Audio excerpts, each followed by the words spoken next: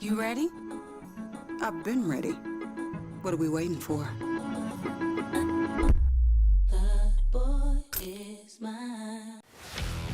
Let's face it, there's a lot of trash talk in basketball, but the great teams let their performance do the talking. Like Ford F-150 with Pro Power on board, a class-exclusive industry-first feature that turns your truck into a mobile generator and leaves the competition speechless. Ford F-150, official truck of the Grizzlies. Greatness starts here at your Mid-South Ford dealer. Class is full-size pickups under 8,500 pounds, GVWR.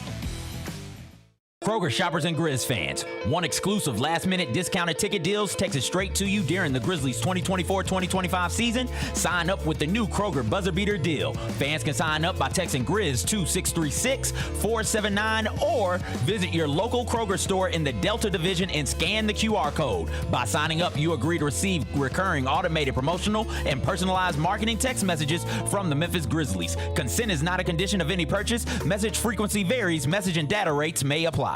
Sonic Radio. Welcome back to Sonic RNDIO. That spells radio with me, the CIO. This just in, the new Sonic $1.99 menu lets you build a crave-worthy meal for just $1.99 an item, whether that's a creamy shake, crispy tots, or a quarter-pound double cheeseburger. This just out. Ostriches. They're mean, not very cute, and in my opinion, way too big for a bird. Don't miss the Sonic Fun 99 menu. 5 items, always $1.99. Live free, eat Sonic. Tax not included. See menu for details.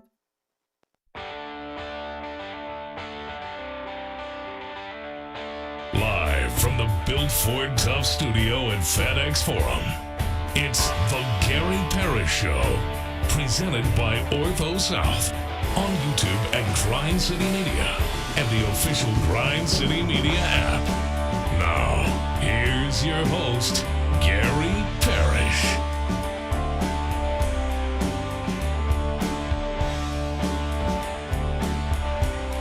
All right, I'm here. My name is Gary Parrish. I'm speaking to you from the Built Ford Tough studio. We're inside FedEx Forum, downtown Memphis. Bennett Doyle's right there producing the program. Glad he's with me. Glad you're with me. Hope you're getting through the day best you can. Look at all them Kings. And I hope you didn't expect to watch Salt Lake Summer League Game 3 for the Summer Grizz last night and recognize anybody on the court, because if you tuned in, you probably didn't. Not too many familiar faces. A lot of the high-profile players on the Summer Grizz, they set last night out before flying to Las Vegas. We'll talk about it momentarily. First, though, quickly, let me set today's schedule for you. In the next segment, Chris Vernon going to join me. He's the host of the Chris Vernon Show, weekdays noon, Grind City Media. I'll talk to him about a number of things, including the Summer Grizz. Also, Casper Yakatunis, the first-round pick out of Illinois, is really struggling in Summer League. I'll get Vernon's thoughts on that because I know he has theories about people who struggle in Summer League. LeBron making headlines again. Brian Windhorst said he knows what he's doing. Showing up on social media inside the Cleveland Cavaliers practice facility. Vernon, Big Mouth, he'll be with me here. We're going to do it in about 20 minutes. Finish talking to him, take a break, come back. We're going to do 5 more things we need to know, at which point we're going to discuss 5 previously undiscussed stories. Among them, Memphis coach Penny Hardaway met with the media last night to discuss non-league scheduling and other things. I'll tell you what he said. We'll do it in about 40 minutes. Memphis offensive coordinator Tim Cramsey also met with the media last night, and he said the football Tigers should name a starting quarterback in the next month or so. He insists, or at least suggests, they're going to have it done before the start of the season, so this quarterback competition, it should be wrapped up in a few weeks. I'll get you updated on it. We'll do that a little later on in the show. A long overdue change is coming to TSA. I'll tell you what that is. We'll do it in just a bit. Interesting college basketball story that made headlines yesterday. It's about a former Ivy League Player of the Year and the red shirt he's taking next season. Fascinating decision. I co-sign it. I'll tell you more about that. We'll do it in the second hour. And a baseball game between the Phillies and the Giants ended in a wild way last night. You don't see many walk-off inside the park homers, but we got one last night in San Francisco. We'll show it to you during a segment we call 5 more things you need to know. Then we'll eventually do GP's carryout and we'll call it a day. So that's the rundown. We got a lot to get to. But I did want to start with Summer League basketball because the Summer Grizz, they finished their 3-game trip to Salt Lake City last night. They were, man, oh man, 1 point short again. This time, no fault of officials who couldn't tell that somebody's foot was actually behind the 3-point line when he left the surface. Final score last night, Summer Sixers 91, Summer Grizz 90. It was a 1-point loss for the second straight night. So the Grizz finished 1-2 in Salt Lake City, beat the Thunder by 12 on Saturday. That was nice. Lost to the Jazz by 1 on Monday. Lost to the Sixers by 1 last night. Now the Summer Grizz are in Las Vegas. They flew there last night. I'm sure everybody got a nice night of sleep. I'm sure that went very peacefully. And they're going to be back on the court, the Summer Grizz, Friday afternoon when they play the Summer Celtics inside Cox Pavilion in a game you'll be able to watch right here on the Grind City Media app. I'm going to be in studio for that along with the great Rob Fisher and the also great Bennett Doyle. Oh, great. Mike Wallace is going to join us live from Las Vegas. We're pulling out the big guns for Vegas. I like it. Post. Oh, it's going to be great. Big Bet Bennett, it's good to see you on this. I guess it's Wednesday morning. Ideally, you're going to be a member of this franchise longer than most of the men we watched wear Grizzlies uniforms last night. That's my hope, at least. Okay. Be honest. How many of the 5 starters could you actually recognize from last night's game if you were just walking around Target and Kroger and they were too? Well, I mean, I would assume that they would be taller than everybody else, and so I would be like, "Hey, that looks like a basketball player." Does he play for the Tigers or the Grizzlies? I think that's stereotyping. Yeah. Well, I mean, come on, dude. Most guys that are super tall play basketball, right? I don't think so. You don't think that's true? No. I think they're forced to. I think maybe when they're young, but eventually most of us stop playing basketball, Bennett. Most of us stop at some point. Okay, all right. I'm starting back, though. Fair enough. I'm starting back. Fair enough. I'm starting back, but most of us stop, but I think I'm going to start back. I would have recognized one player, Jemai Mahek. Yeah. I think. Yeah. Yeah. Yeah, it was an interesting cast of characters.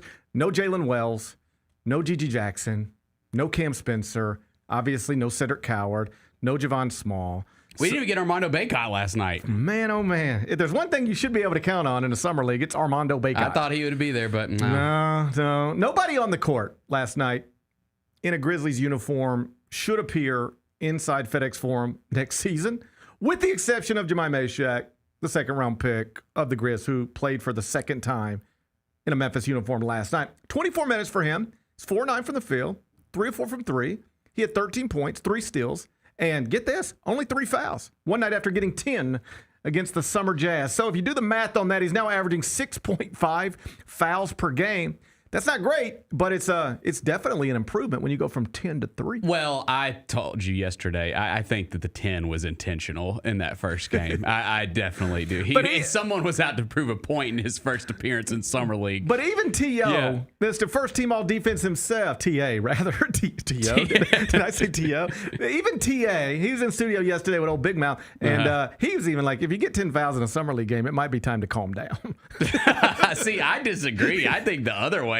You got 10, just use them, man. When else you going to get 10 fouls? Hey, what else are you going to do with them? Yeah. You going to take them home with you? Use those things. Might as well use those things. Yeah. So he used them as many as he could, quite literally as many as he could on Monday night. On Tuesday night, didn't use them all, but he made an impression, moved the ball again, made some shots. He's obviously tenacious on the defensive end. I think if you're thinking about joining the Jemai Mahek fan club, last night there was some encouraging stuff that you saw. Yeah, I want to say he made more threes last night than he ever did in a game for the Tennessee Vols. I'm pretty sure that's true. I think he never made more than 2 in a game. We do this all the time in Summer League. You get people in Summer League and you're like, oh wow. I didn't know you could do that. Remember Jaren Jackson Jr.'s first Summer League game? And he hit a million 3-pointers. It was like, whoa! It's like, what is? Okay, I guess this is why they drafted him. Yeah. I was sitting there heading into that draft if you want to use a top 5 pick on Jaren Jackson Jr., knock yourself out. But he is not a great basketball player at Michigan State. And you can keep saying that he can be a stretch the floor big who knocks down shots, but he didn't really do that at Michigan State too much. And then we got to the Summer League, and he was like, bang, bang, bang. And then I brought Tom Izzo on the show, and you know what Tom Izzo said? I don't know if I used him right. He quite literally said that. I don't know if I used him right. I might have not taken advantage of all of Jaren Jackson's tools. You know who's just like that? Karl Anthony Towns at Kentucky. Oh, yeah. Yep. Karl Anthony Towns will possibly, if not probably, go down as the greatest big man shooter of all time. That's certainly what he calls himself. I don't know if it's true, but that's what he calls himself. Karl Anthony Towns. Go look at how many threes he shot at Kentucky. Wasn't that many? Like barely nothing. Just didn't do it. Didn't do it. John Calipari's Hall of Fame induction. He brought all of as many former players as he could, like up on stage with him. You might remember this. And he was doing, his John Calipari stuff. And he was like, and you can ask them. They're all right here, all my players. Any of you guys, do you think I held you back? If anybody thinks I held them back, just raise your hand. DeMarcus Cousins was like. Of course, yeah. He was like, Coach, you wouldn't let me shoot the ball. And so John I don't know that he's still there, but for a while, he just had a mindset of bigs are supposed to be bigs. And littles are supposed to be littles. And if you're big, you play down there, and we don't need you shooting threes. And that's how Karl Anthony Towns barely shoots three at Kentucky and then shoots a million of them in the NBA. Back to Mahek, this is sort of similar. Like at Tennessee, we talked about this a little bit last night. He didn't shoot many threes. But think about who was on his team the past 2 years. 2 years ago, he played with Dalton Connect. Last year, he played with Chaz Lanier. Them dudes are getting all the shots. That's true. And so that was not his responsibility in that Tennessee basketball program. And to be clear, it won't be his responsibility if he ever makes it to the Grizzlies in any sort of meaningful way. But he does need to show that he can do that. In addition to keep the ball moving, he showed that in game 1, made shots in game 2. And if you can keep the ball moving, make open jumpers, just keep the other team honest, and then be what it is you were drafted to be, which is a tenacious, on-ball dog defender, well, then maybe you can carve out a role for yourself. No doubt. I mean, he even said in his introductory press conference, he was asked, they all three were asked, what is an underrated part of your game? And he specifically said, I think I'm a better three-point shooter than I showed at Tennessee because I just didn't have as many opportunities at Tennessee to shoot. Now, keep in mind, last night he was not playing against actual NBA competition. That was mostly a G League game that we were watching last night and trying to act like it was something other than that. But it was basically a bunch of players who are hanging on to their careers, fighting for their careers, and many of them don't have any idea where they're going to be in 2 months. That's what it was last night. But still, you can only compete against what you're competing against.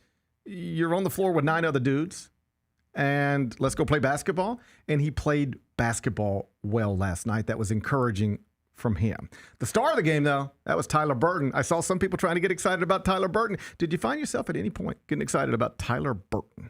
I mean, I was excited for him. I think when you're looking at a game like last night and trying to get excited about what a guy can potentially do for the Grizzlies franchise, I think you need to take a look at the roster and realize there really ain't much room left for anybody left on this roster. That could be the last time. This right now. Yeah. This could be the last time we ever mention Tyler Burton. Right now in this moment. So enjoy it. Enjoy it. Enjoy this. Jemai Mahek's still got to earn his contract. He's got to earn a two-way, right? Yes. In theory. We think he'll get one. Yes. In theory, he's still got stuff to earn. Yes. Yeah. But Tyler Burton, this could be the last time we ever talk about him in the A block of a show. So let's enjoy this. Yes. Are you enjoying this? No, good on him. What do you have? 23 and 9 last night? It's 7 of 12 from the field, 5 of 7 from 3, 23 points in 25 minutes. And then we were at halftime where he was on the way to this performance. And I'm in studio with Rob Fisher and CJ Hurt. And Rob's like, and CJ, what'd you think of Tyler Burton? He's like, oh, yeah. One of those moments where you're like, no, you guys did good last night because y'all lost the feed for a little bit. No fault of our own, by the way. Was not and by, I'm not just trying to. It was those idiots in Utah. It was the idiots in Utah, and I don't mean it. I'm wasn't just kidding. Personally. They're not idiots. You don't know that. You don't know if they're idiots. No. We appreciate them doing a summer league that we get to take a part in every year. What I was trying to say, I wasn't trying to imply like it's not my fault. Like I'm trying to. Nothing's my fault. I mean, it wasn't Grind City Media's fault. Right. That's my understanding. It was the idiots in Salt Lake City, as you described them. So we lost, we lost the feed for a minute. But that's just me and Rob and CJ in there talking. Yeah. Like we're all people who sit in front of microphones all the time. We should be able to do that. So we handled it. I let other people decide if we handled it well, but we got through it. We got We got through it. Yep. So Rob's asking CJ about Tyler Burton. And one thing I've learned about CJ over the years is like... he is not going to sugarcoat it. He just doesn't have much time for the bullshit. You know? So he ain't... If he don't care, he's going to let you know. Like, he's just like... If y'all, basically what I got from CJ was like, hey, if you nerds want to talk about Tyler Burton, knock yourself out. All right? I don't got time for that. Because here's the truth. You just do a Twitter search on Tyler Burton from last night and you'll be like, ooh, 6'7" and can really shoot it. Or, oh, he looks the part. Man, he kind of looks like an NBA player. There's all sorts of that stuff out there.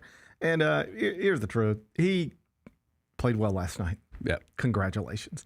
2 years ago, he wrapped up his college career at Villanova. He was the 5th leading scorer on a bad Villanova team, and he averaged 7.5 points per game. Last season, he appeared in 8 games for the Memphis Hustle and averaged 2.5 points in 12 minutes. He's just a guy who made some shots in a summer league game where almost no NBA players were actually participating. And congratulations. He'll have that night forever. He'll have this A block forever. But this is probably the last time we're going to spend meaningful minutes on Tyler Burton. I mean, well, let's see who they play in Vegas. Unless he's the Las Vegas Summer League MVP. We got him back-to-back scheduled in Vegas. Let me look at the calendar. Watch out, Cooper Flag. Yeah, watch out, Cooper Flag. Your days are numbered, Your buddy. days are numbered. Cooper Flag, I'm sure he's waking up in Vegas like, I guess I'll be the MVP of this little thing. Let me get my hands on Bronny in game. Let me get my hands on Bronny, and then we'll march this thing straight to the championship. I'll hold the MVP trophy at the end like it's a wooden award. Tyler Burton might have other plans. Yep.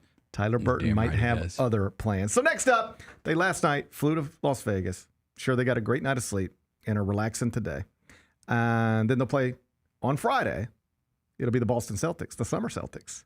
Which, listen, I know we preface everything by saying it's Summer League. I do get a little fired up for the Vegas Summer League. It does. It's fun, man. They've made it into this. It's a thing. They've made it into this thing. ESPN's made it into this big summer thing, right? It is interesting. It's bigger. It's bigger now than it has been in the past. It's way bigger now than it was 3 years ago. Sure. Yeah. We were in studio last night and Rob was like, so now we're off to Vegas Summer League. And is it like, it feels bigger. Is it? And I'm like, well, yeah. Like it is because the crowds are going to look different. Cooper Flag's going to be there. Bronny's going to be there. You'll see actual NBA players. Like, I don't know who might be there for the Grizzlies, but like it wouldn't be crazy if you look up and there's Jaren Jackson Jr. just like sitting behind the bench, or there's John Morant just like walking in the Cox Pavilion. Like that kind of stuff happens. Yep. And ESPN has done a nice job of turning this into, like, I don't want to say tricking people, but like convincing people, hey, this is important. It's big, you should pay attention. I know there's baseball on, but can I interest you in some Summer League basketball that we think's interesting? What's fascinating to me is they do a really good job of building Summer League into something, even though it's not really anything, and do a not so great job of building their NBA regular season into something. Right. That's a good point. Even though it should be something. Like they really prop up this Summer League. Like, this is great. You should watch it. This is great. You should pay attention. And then we get to the regular season and everybody's like, hey, this basketball sucks and nobody cares. So it's just sort of weird. Yeah. But whatever. They have turned it into a thing. Go look at the ticket prices for the Summer Mavericks and Summer Lakers. You're going to get Cooper Flag and Bronny James on the court together. And for whatever reason, people care about that. Are you surprised people still care about Bronny James? No. I thought we'd be done with that by now. No, I get it. You could talk yourself into it until you see it. And then once you see it, you should be like, okay, that is exactly what all the people who rolled their eyes at this thought it would be. I think it's just because the intrigue of, is he going to become something bigger than he is right now? I think that's what it is. Well, he could become something bigger or better than what he is right now, but there's a gap between that and like meaningful NBA player. I got you. Long ways to go before he's a meaningful NBA player. But whatever I think of it, people clearly still respond to this. He's still a thing. And Cooper Flag is undeniably a thing. And if you want to, sit in the lower level to watch that game, tickets are going to cost you a couple of $100. Yeah. And you start getting around like courtside seats for that, it's $2,500. This is crazy. There's so many things to do in Las Vegas. I don't know why you'd be wanting to watch a Summer League basketball game courtside for lots of money, but to each his own, as they say. People do respond to it, and the Grizzlies will be a part of it. And if they win it, we'll act like it's a big deal. And if they don't, we'll tell you it's not, right? Yep, that's right. Yeah. No, I'm excited, man. I'm excited. I'm excited to see these guys play. I don't think we know yet on Cedric Coward. I think we would assume he's not going to play, but I don't know. They have not. But we don't know yet. They haven't committed publicly one way or another. Obviously, when he was literally the night of the draft, they said TBD. Yeah. Then we got closer to Salt Lake City, and they said no. And now they're in Las Vegas. Practically speaking, I don't know why, if you couldn't play last Saturday, or they didn't think it was smart for you to play last Saturday. I don't know why anybody would think it's smart for you to play less than a week later. So I would assume, but I'm not a part of the training staff. Thank God. I'm not a part of the training staff, so I'll let them make that decision. But I think your hunch is probably right. I would assume we don't see him, but I'd like to if it's possible. Yeah, me too. If it's all safe and everybody thinks he's ready to go, I'd like to see that. It would add some intrigue. But short of that, we should get some combination, if not an entire roster of Cam Spencer, Gigi Jackson. We'll see about Jaylen Wells. See how Javon Small's doing. He did not play again last night because of he's got a soft tissue injury. Doesn't appear to be major, but not the type of thing they want to put him back out there. So we'll see what he does in Las Vegas. Jaylen Wells, we'll see, but there'll be some more recognizable. This is what I trust. 2:45 on Friday. I'm gonna sit in the studio. Rob Fisher, and is it you? It's me. I'm there. Yeah. Okay, we're gonna sit in the studio all together, and I suspect when we're talking about this game pre, half, and post, we'll be talking about players that people actually can recognize, and we won't have to spend another Summer League basketball game trying to trick ourselves into getting excited about the possibilities of a Tyler Burton, right? Sounds good to me. Sounds good to me. Chris Vernon, he'll join me next. Murray State is going to the College World Series. It's easy for me to pick a team because 1, I love an underdog. 2, I hate UCLA.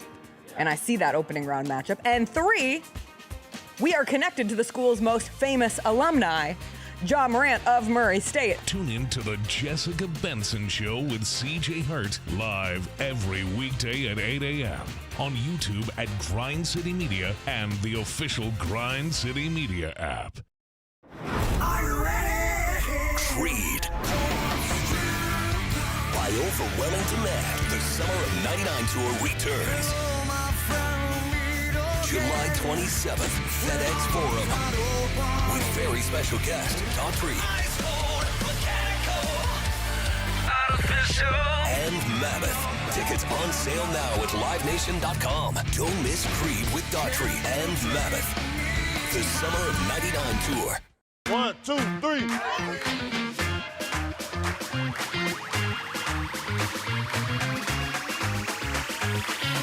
Ready, go.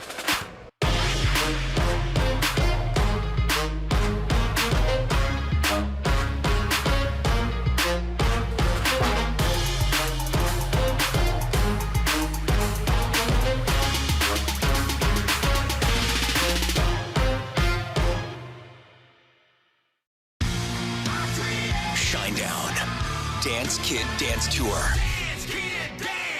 Live in Memphis. FedEx Forum, Saturday, August 30th. With special guests, Bush and Morgan Wade. Get tickets now at LiveNation.com. Shinedown, live in concert. For more, visit Shinedown.com. These are the Jordan 1, the crystals. These are the shoe that retails for $1,000. Oh, extra crystals. So if your crystals fall off, if your crystals fall off, actually these are the black crystals because they have. So the shoe has black crystals on there as well too. So you get an extra package of black crystals. The Sneak Fest Show, live Tuesdays at 2 p.m. on Grind City Media on X, YouTube, and the official Grind City Media mobile app.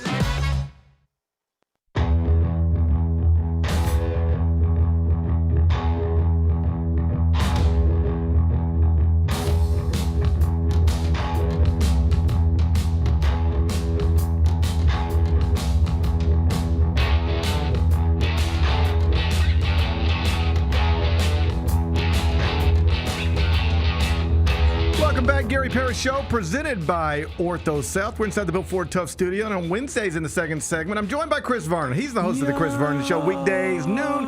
Grind City Media joins me right now. How are you on this Wednesday? How are you? You getting ready to go to Las Vegas for the Las Vegas Summer League? Yeah. We'll end up going tomorrow, and then we're doing the show there on Friday and Monday. And so, given what we saw in the first couple of games of Utah, at least we got something to watch. Right? Like, this is a better year than some others, and certainly with Gigi playing in it and Wells playing in it, you'd imagine we'll probably get a couple of games of them in the Vegas Summer League. So the team's going to be good. It'll actually be a fun product to watch. Let me just pepper you real quick on a couple of things. Bennett was wondering aloud about Cedric Coward. He didn't play in Salt Lake City. Any reason to think he'd play in Vegas? No, it doesn't sound like it. And from what I gathered, even talking to the kid, what he was telling me, which this makes a lot of sense. So he said that everything is fine with his shoulder, like structurally, and I was like, would they not want you running into screens? He's like, it's really not like the running into screens and everything. He goes, it's because you've got to build up this amount of strength. It's his left shoulder, and you've got to build up this amount of strength, and what you worry about is that you're going in and you go in for a rebound, and somebody grabs your arm and grabs it back, and it's not strong enough yet. And, these guys, look, there's a bunch of guys that are going to be playing reckless trying to get a job in the NBA. And so they give you 10 fouls. So it's almost like just something freako like that where you go up. That's how he explained it. He's like, it's really that play, that if you go up and then somebody snatched your arm back, that do you have – while it's all structurally fine and everything's good, is it strong enough to withstand if somebody did that? And so it's probably better to lean to the side of caution. He wants to play desperately, but it's understandable. Again, I don't know how strong his arm is yet. It's understandable just based on normal medical stuff. It's also understandable, I think, given the state of the franchise. We can't deal with another one of these. That's right. It will be demoralizing. It literally happened last year with Edie. Yes. We tried to play him a second time in Vegas, and he went down to the ground, and he started screaming expletives. He's like, I just want to play. Right. Now he's got surgery on the same damn ankle. I would like to see. A year later. I would like to see Cedric Coward in a uniform. I would be absolutely deflated if I had to wake up to a report of Cedric Coward played last night and now he's hurt. Yeah, there's no need. Can't do it. There's no need for it, right? It's not that big of a deal. Right. You don't gain much and you risk something. That's right. I don't want to risk something if I'm not gaining much. That's life advice. Yeah. I don't want to risk something if I'm not gaining much. Is pretty good life advice. Totally fair. Jaylen Wells, do we think he'll play? Yeah. I mean, he was already there. If he played in Utah. Right. Right? We played in Utah, playing Vegas, and I mean, we've done this many times in the past. Whether it was Desmond Bane, whether it was Santi Aldama, guys that actually got a lot of minutes, same way as Wells did in his first year. Wells was thrown into a situation that he probably never in a million years did he nor the team expect that to happen. But now, I mean, him getting to function, him and Gigi getting to function as kind of, and Spencer for that matter, getting to function as kind of like the guys on the team, ball in their hands a lot, making plays for others. I think that has reaped great benefits for guys like Bane and guys like Aldama in the past, and so I'd imagine they'll do that same thing with him. With Jaylen Wells, he obviously had an incredible rookie season. Second-round pick, finished top 3 in Rookie of the Year. That's all great stuff. Now I hear there's conversations about, okay, what's the ceiling for him? We know he's an NBA player, and if you get that in the second round, that's a home run. We know that he's a real NBA player, a rotation piece. How much room is there to grow? What do you envision him being in 3 years, 2 years? Surely. Look, with any of these guys, there's a lot of room to grow. I think look, in the NBA, there's stars and role players. Right. Can you be a high-level 8-man rotation role player? That's, to me, what Wells is going to be. Right? And I would say that is the difference. And that's the difference. Like, Jackson has star potential. Well, let's put it in these terms. If you told me Gigi Jackson, if you want to place a bet that Gigi Jackson could be a star in 5 years, like one of the best players on a team, I would not bet against that. Gigi's. Like, he's just, it's an athleticism thing. If you compare last season's talent and athleticism. Like, Jaylen had a undeniably better season than Gigi. No Gigi's ceiling is higher than Jaylen Wells. Wait. Because, like, the other night, it's not even the... He's freakish, man. It's the grab, it's the miss the shot, grab the offensive rebound, it just punch it on you. I mean, that's not normal stuff that normal people do. You also don't block something at the rim and then sprint past everybody and get an and one on the other end. Right. I mean, elbows at his ears. Right. Popping it down. Right. I mean, and he's 20 years old. Right. Like, Gigi is a very, very special talent. It's just about honing it again. And some guys figure it out. Some guys, there's been a lot of special talents that don't live up to expectation. But I'm saying he's got the goods with his size, athleticism, gifts and talent. He has the ability to be a star player in the NBA. I think Wells is more on that, like, Keegan Murray. Sure. Like, maybe, like, if he turned out, and people are going to be mad, when I say something like this, but an unbelievable outcome would be Harrison Barnes. Mm-hmm. I mean, Harrison Barnes scored 20 points a game when he was playing in Dallas. Right. I mean, like, and Harrison Barnes is going to have a 15-year career, Absolutely. maybe longer. Like, to me, that's kind of I would take that, and if you ready for this, if I were Jaylen Wells and you told me I can be Harrison Barnes, absolutely, I would take that. Absolutely, Yeah. A role player on a great team for a long time, for a lot of different years, make $100+ million. Absolutely, right. And I think that's kind of like you know what I mean, when you're looking at like comps of guys, like there's a lot of guys that are in that. We were doing a thing yesterday, and I think it was who was it? It was Trevor Ariza. Played 19, I think it was 19 years. I was going through the list of guys because, Paul and Lowry are going to be 20+ now. Right. And I was going through the guys that have played. It was like Trevor Ariza was like 18 or 19 years. Yeah. I mean, it's unbelievable. Right. It's unbelievable to have that kind of career as being you're a rotation level wing player that can guard people, knock down the occasional three, and again. And maybe I'm wrong about Wells. Maybe Wells is capable of more than that. Right. But I think that, one of the things that's great about Jaylen Wells is that he understands, he understood, and that's why he filled that role last year. And I think he'll do well to learn from the guy that's going to be playing with the Kentavious Caldwell-Pope. That's kind of the track, right? And it's like he understands, the league. I remember Draymond Green doing this big speech. And he was doing a speech to kids, and he was telling them, he's talking to them, I'm paraphrasing, but it's about playing team basketball. And he's like, there's two guys on the team that can do whatever the hell they want. Right. The rest of y'all have to fill a role. Oh, sure. And so if you're not one, and I always think about that, right? I always think about that when it comes to teams, right? That your shot selection and your all of the things that you do, you're not the guy. And I have covered a million people here that didn't realize they're not the guy and are frankly incapable of playing without being the guy. Because they spent their whole lives being the guy. Absolutely. And it is literally, in many cases, the first time they've ever been a role player. That's the tremendous advantage the guy that you guys were talking about when I was coming in has. A guy like Mahek, and you're talking been about nothing but a role player. Like that's what I do, and it is so hard. It is hard for the Laravias and the Roddies and the Zaire Williamses and you think about all the wings that we've run through, and it is just very, very difficult for those guys to be able to be, as they always say, star in your role. Right.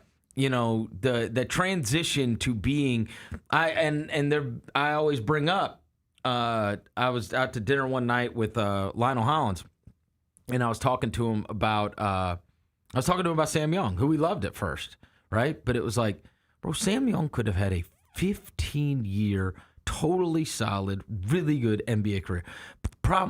You'd bring him in and he'd take the first 3 shots. He was out on the court. It was like, no, dude, you don't get to play. You know what I'm saying? It was bro, if you just because he was strong, he was athletic, he could knock down shots, and he could have been a great role player. Right? It was the thing that Dylan turned into there in Houston that he did not do here. Right. And he will end up having a very long, very successful career if his shots are less than 10. The problem was always here. He walked into a rat team, and then he was the longest tenured player, and so no one was ever going to tell him not to take 17 shots. Right. But obviously, Ime Udoka did. Right. You don't get to. Right. Anymore. So we haven't seen Cedric Coward. We only saw Javon Small once. Then he had the soft tissue thing. How serious is that? I have no idea. Yeah. But none. I mean, anytime you've heard this from me 100,000 times. Calves, groins, hamstrings. Any of that soft tissue stuff. I can still feel my hamstrings sometimes. Like I can do whatever I do, but I can still every once in a while I can still feel it. Like it's not no matter all the medical attention they get, all the massages, all the therapy, all the everything. It's still time. Yeah, it's just time. Like mine's been way more than a month now, and I can still just every once in a while go, that doesn't feel exactly the way it used to feel. Yeah, and so that was disappointing. I mean, we only got to see that kid once. Right. So we didn't see Cedric. We've seen him once, but we've seen Mahek now twice. Yeah. Your thoughts on him? I'm a fan. Yeah. I mean, look, again, the same kind of deal that we were just talking about. He's very, again, when we're doing like he the looks comp big. thing. Tell me, he's like listed at 6'3", 6'4". Yeah. He looks bigger than He's that. a hoss He now. looks the right way. You watch him, I don't know how you guys feel. I mean, again, we were talking about ceilings, and this would be the most unbelievable ceiling, and it's from a guy that, frankly, was, I believe, undrafted. And that's, you watch him and you get the Dort feel. Right. It's Summer League Dort. Right. I'm not saying Lou Dort. Lou Dort, who's just he's a champion and all that kind of stuff. But the frame, the ability to defend, the ability to switch, the ability to bully ball. And Lou Dort's a different player now than he was. For sure. Way different. I mean, if that kid can knock down threes, he will have an NBA career because he can guard. He can guard. He can guard. And I know, and everybody got caught up on the 10 fouls in game 1, but the 9 assists, that's meaningful, isn't it? Absolutely. He did that on purpose. He did the 10 fouls on purpose, man. I'm telling you, look, 9 assists shows me something. Yes. Like Gigi, I think, has 0. In Summer League. Okay? That may remain. Right. He has 0. Oh, no. I'm not sure. Has he passed? I don't know that he's passed yet. Hang on. I wonder if he's passed the ball. Can you find evidence, Bennett? Can you find evidence? Now, how many times has he passed the ball? Can you find evidence of Gigi Jackson passing the ball in Salt Lake City? Summer League scores are a little different. Hang on. But 9 assists, that suggests you can be a ball mover. I mean, he's been doing it. Right. That's what we were just talking get about. The ball. You got the ball, get it to Dalton Connect. You got the ball, get it to Chaz Lanier. That's his job the past 2 years. And what I'm saying is, a lot of these guys, it's the first time that they've been asked to play like that. That's all he's been doing. That's all he's been doing. That's all he's been doing. Right. Yeah, it's They're encouraging. going to have to tell that kid to shoot. Yeah, they'll have to. Right. He will be told to shoot. Did you see last night? Were you guys watching it? I don't blame you. I mean, I was in studio. Okay. I don't. Did you watch it? Yes. Okay. At the end of the game, we threw it to him in the corner. Oh no, that was the Flanders guy. That was Flanders. I mean, Fleming, good grief! It looked like he never. I mean, Yes, Junior. And he started shuffling. That means his there's feet. 2 people named that in the world. He started shuffling his feet and then threw up some bull crap. I was like, what is this? Who was the guy? Again, I had it on like in the background. Burton or whatever. Tyler Burton.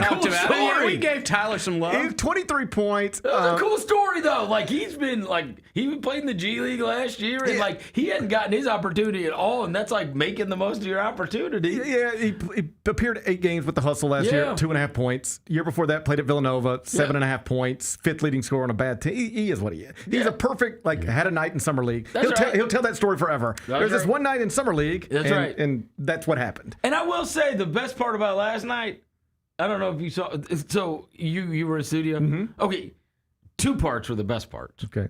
First part was the damn game going off for like 10 minutes, and they were like kept some chicks talking about something. I didn't even know, what WNBA interview or something. I don't know. Oh, me and Rob were in here. I was like, what happened to the game? And bro, I hated the game so much, I didn't even care to figure out what happened to the game. I just left that on. And then Craig Bolerjack comes back. He's like, sorry, our power went out, whatever. And then they come back, and it was like watching the game from 1984.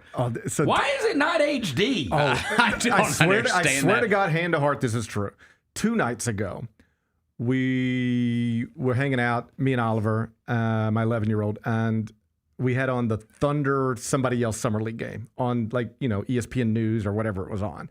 We had that on. It was just sort of in the background. And I swear to God, it's cute. He looked at me and he goes, Dad, looked up, he goes, is this like a replay of an old-timey game or something? I know. That's what he said. Is this a replay of an old-timey game? I said, no, buddy, this is happening right now. That's a problem. I can't tell the Fleming guy and Meshack apart. Every time Meshack would shoot an air ball, I'd be like, Jesus Christ, Meshack. And then it would be Fleming. It looks like you're watching highlights from 1982. How do they not have HD? I don't know. Like, we look better right now. How are we in HD right now? You could buy these. You could take. Easily. Let's sell these to Salt Lake City. What is it called? B&H or whatever? Yeah, we don't need all You go on B&H. It's online, literally. We got 4 cameras in here. Panasonic 4K. We could probably get rid of one of these and send it to Salt Lake City. We don't need all these cameras, probably. What the hell? It's weird. Gigi has not had an assist yet in summer league.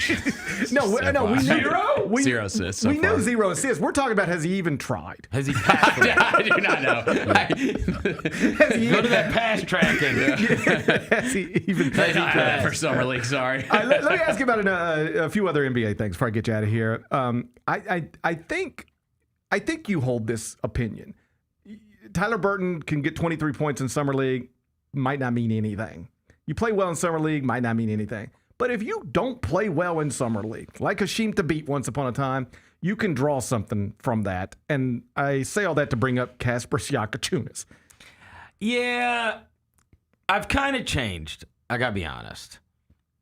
I kind of changed because there's been a couple of guys that I watched in summer league and I was like, this guy is awful. Mm-hmm.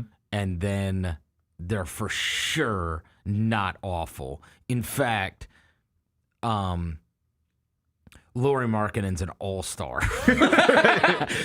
He was so bad. Right. I was like, dude, who is this? Another one, the very beginning of Summer League, I remember this like it was yesterday. I did this podcast, and it was like I was out there, and Worldwide Wa was out there, Big Waz, a bunch of guys, and we were all doing this like powwow. And Jason Concepcion Network. Mm-hmm. And we had this whole like powwow, and the whole powwow was about how horrible Trae Young is. Like, this isn't going to work. It's not going to work. Little ass in Oklahoma. Right. Now he's like, first time we see him against anybody with NBA size, he was garbage.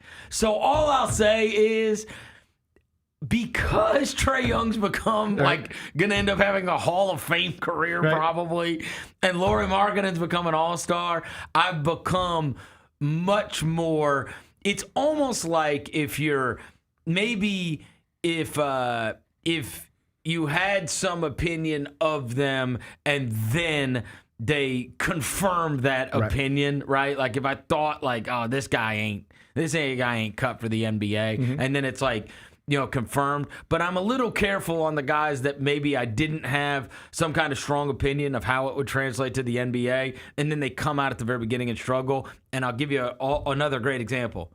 You could have buried Ace Bailey if you watched that first game against Edgecombe. Right. That game against us, he looked like a real player. Bro, he looked like all-star. I want to say Riche was bad last year, too, and he ended up having a pretty decent rookie Alex season. Sarr went 0 for 15. Yeah, right. Well, that's what, literally 0 for 15. Well, Yakatunis is through 3 games, 65 minutes, 1 of 15 from the field, 0 of 11 from 3, 12 turnovers. Yeah, I mean, he might suck. Right. That's totally possible. All I'm saying is I have seen super dismal ones that ended up not meaning anything, right? Like it was the first time out or second time out, and it just wasn't like, and I'll tell you that Ace Bailey one, I watched that first night, and it was like, bro, VJ Edgecombe is the one. Right. Like, yeah, boy, remember everybody talking about how this guy should go 3? Right. No, they did right. Then you watch the game against us, and I'm like, okay.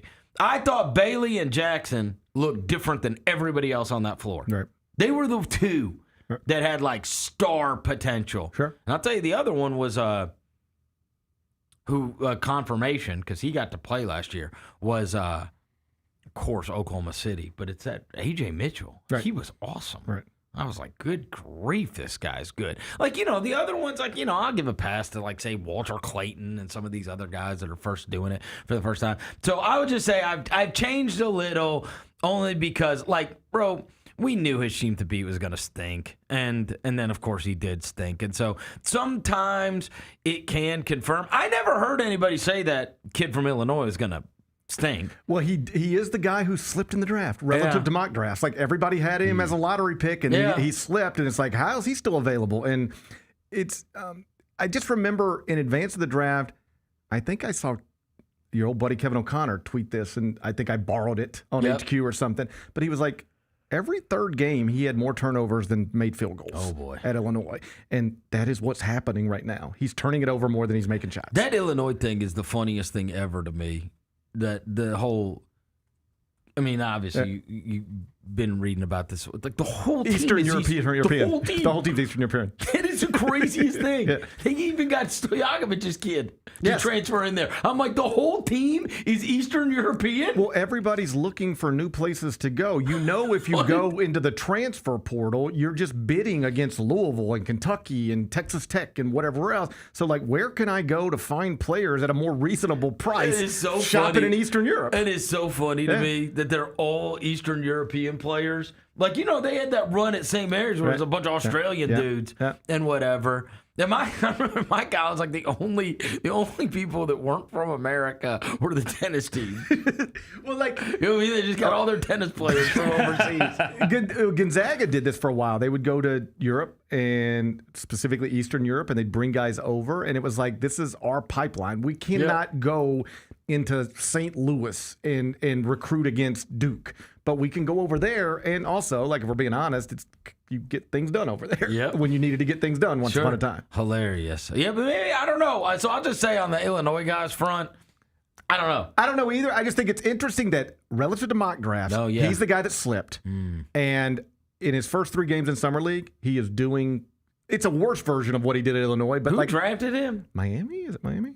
Oh. Yeah. Is it Miami? Let's confirm that. I don't want to have bad information out there. Oh, was it 20? I think it was 20. Okay. So, that's not who they wanted. This could be one of those. Okay. This could be one of those for sure. How you end up with Zaire Williams? Yes. All right. Because if you saw, you could find this clip somewhere. There's a interview the week before the draft, and Walter Clayton Jr., who played at the University of Florida, he's asked, like, if you could go to dinner with 3 people, he's like, Dwayne Wade, Pat Riley, and Eric Spoelstra. And then they're like, who's the best player of all time? And he's like, Bam Adebayo. And then he's like, it was like, okay. And then, so you see this interview, and you're like, what is going on? And then they, all the reports were, this is a guy that you didn't know where he was going to go. He could go anywhere in the first round. Right. He worked out for Miami and shut it down. Right.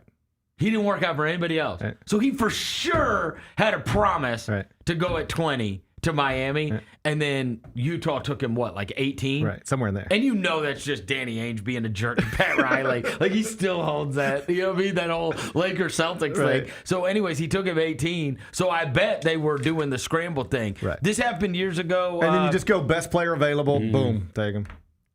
Bro, Jerry West walked into a press conference seething and did not know where Hakeem Warwick went to college. I don't remember that. Is that true? Didn't know.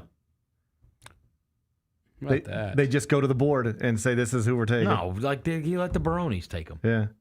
It was, you have to go check me on this. Gerald Green? Uh-huh. I think it was Gerald Green. Makes sense. Gerald Green went Celtics. Yeah. Went to the Celtics. And I believe who was the pick? Who did the Grizzlies have after the year that Gerald Green got taken? Whatever, I guess it was a 2005 draft. Yeah, that's right. Okay. If that wasn't Hakeem Warwick, then it's I might remember this well. I don't know. So we take. He didn't even know. I think he said Princeton. Oh wow. He didn't even know. And by the way, he made the block to win the national title. Yes. against Kansas and Roy Williams team. Yeah, it went Granger 17, I was right. Gerald Green 18, Hakeem Warwick 19. Yeah. Yep. He was so mad. Man. He had Gerald Green pegged. Right. He came in, I mean, either of those he guys. was seething. Right. And didn't even know where Hakeem Warwick went to go. Did not know one thing about Hakeem Warwick. Nothing. That's wild. And I think it was senior, I mean, like obviously Tony Baroni Sr. and Jr. were the scouting directors at the time. That's pretty good recall. That's 20 years ago. That's good. That's nice. good. Yeah. That's 20, nice. 20 years ago. Look at the memory on Vernon. Many have compared me to Babar. Look at the memory on I'm old Big Babar. Mouth. I'm Babar. And I remember being in that. Press conference and that being the weirdest thing. Like I was like, bro, he doesn't even know who Hakeem Warwick is. And then they told me, they were like, bro, he was like breaking stuff. God, what a horrible draft. Gerald Green was a high school kid. Right. You know what I mean? So I think he pegged him like he did Kobe. You know what I mean? Like he just thought. And literally the pick before us, he got taken by the Celtics, who he hated the Celtics anyway. Again, like, I really think Danny Ainge just terrorizes all former Lakers. I guarantee you, he probably didn't even want Walter Clayton. If you remember that. He just did it to ruin Pat Riley. The HBO show that focused on the Showtime Lakers, and there was a Jerry West character, and they got really upset. Jerry West got really upset. This is not who I am. And then you talk to people who have been around Jerry West, and they're like, that's exactly how he is. Exactly who he was. That's exactly who he is. Yeah. Yeah. Oh, God. You know, my studio was his office. Right. Don't take a black light in there. Rest in peace.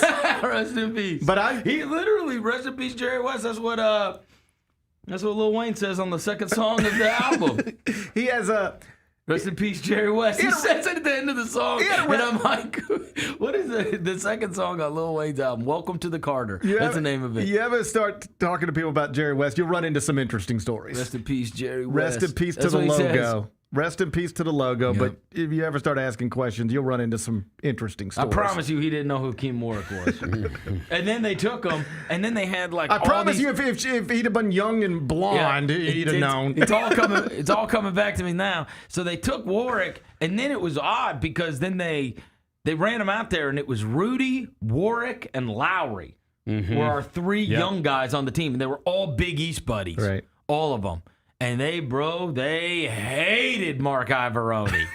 Hated him. Because at one point, Ivoroni was playing Casey Jacobson over Warwick. Sure was. And Rudy, thought it was the most ridiculous thing ever. And I remember, it's crazy, Rudy Gay, one day he was complaining about Ivoroni or whatever, and I remember him telling me, he's like, I never realized how good of a coach Fratello was. Right. I hated his ass, but I didn't realize until I had this guy. Mm-hmm. Like, Fratello was a great coach, but I mean, Fratello did not care that Rudy Gay was the 7th pick in the draft. He wasn't.